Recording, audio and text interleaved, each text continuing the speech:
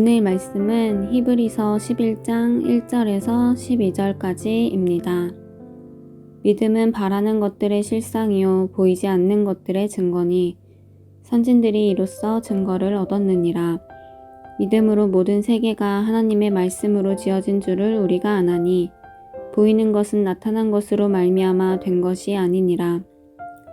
믿음으로 아벨은 가인보다 더 나은 제사를 하나님께 드림으로 의로운 자라 하시는 증거를 얻었으니 하나님이 그 예물에 대하여 증언하심이라. 그가 죽었으나 그 믿음으로써 지금도 말하느니라. 믿음으로 에녹은 죽음을 보지 않고 옮겨졌으니 하나님이 그를 옮기심으로 다시 보이지 아니하였느니라.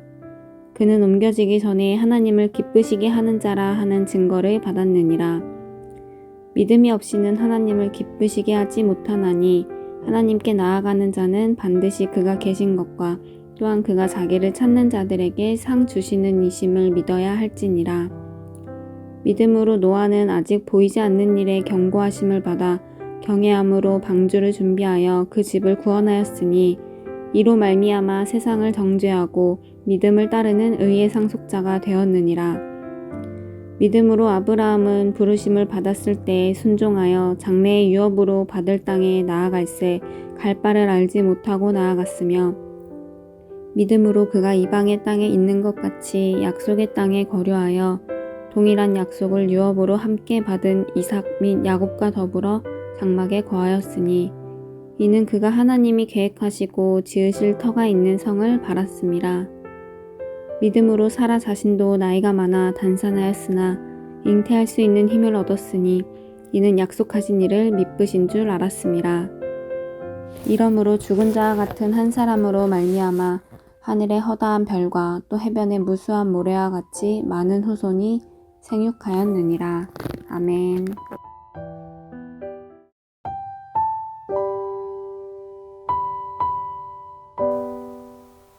히브리서 11장은 믿음장이라는 별명이 있습니다. 믿음이라는 표현이 25번이나 반복될 만큼 믿음을 핵심 주제로 언급합니다. 믿음에 대해서 히브리서 저자가 사용하는 논증 방식은 그러한 믿음을 가지고 살았던 사람들의 삶을 보여주는 것입니다.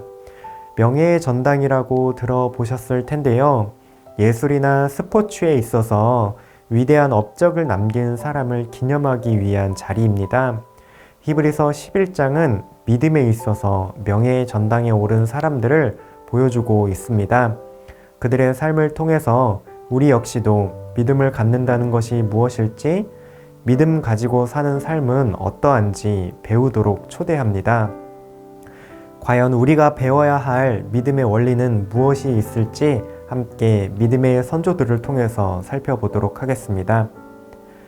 믿음은 보이지 않는 하나님과 그분의 말씀을 믿고 신뢰하는 것입니다. 11장 1절 말씀 많이 암송하시죠? 믿음은 바라는 것들의 실상이요 보이지 않는 것들의 증거니. 이 구절만 떼어서 읽는다면 한 가지 오해가 쉽게 생길 수 있는데요. 믿음은 우리가 바라는 것은 무엇이든지 이루어주는 요술봉처럼 생각할 수도 있겠습니다.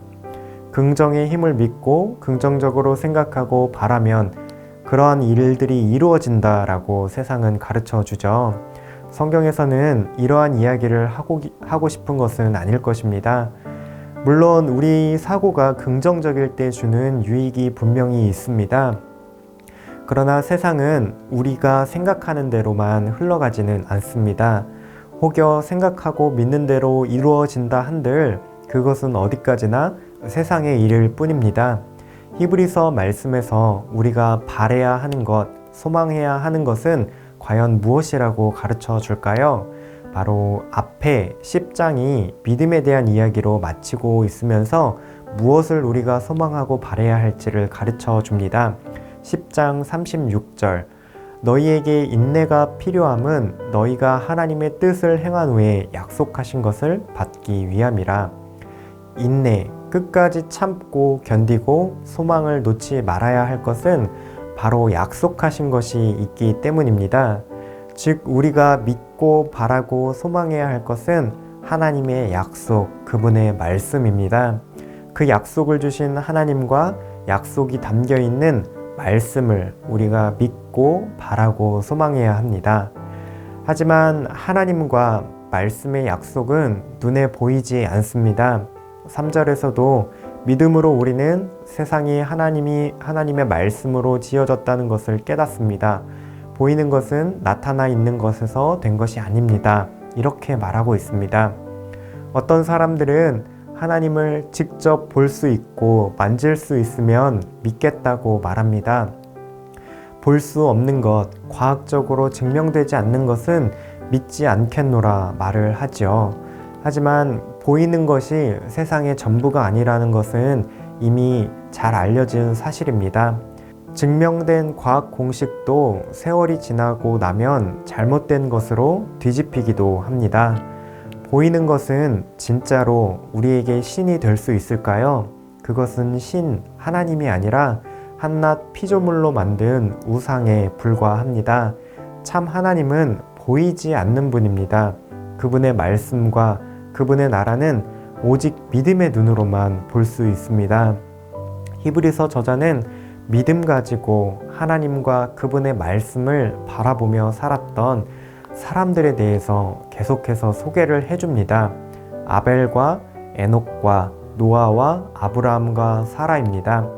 이들은 보이지 않는 하나님을 믿었고 그러한 하나님을 예배했고 하나님이 약속하신 말씀을 굳게 신뢰했습니다. 아무것도 보이지 않을 때 믿음으로 하나님의 나라를 바라보고 소망했습니다.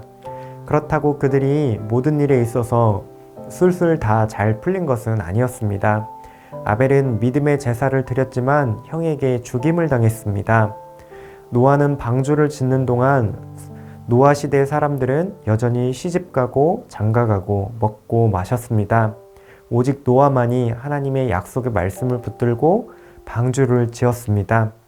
아브라함은 하나님이 예비하신 땅을 얻기 위해 본토 친척 아비집을 떠나야 했습니다. 어디로 갈지 알지 못하는 중에 자신의 모든 안정과 편안함을 포기해야 했습니다. 사라도 육체로는 자녀를 낳을 수 없는 몸이었지만 하나님의 약속을 기다려야만 했습니다. 이들의 행동은 눈에 보이는 현실을 따르자면 절대로 하지 않았을 선택입니다. 하지만 이들에게는 믿음이 있었습니다.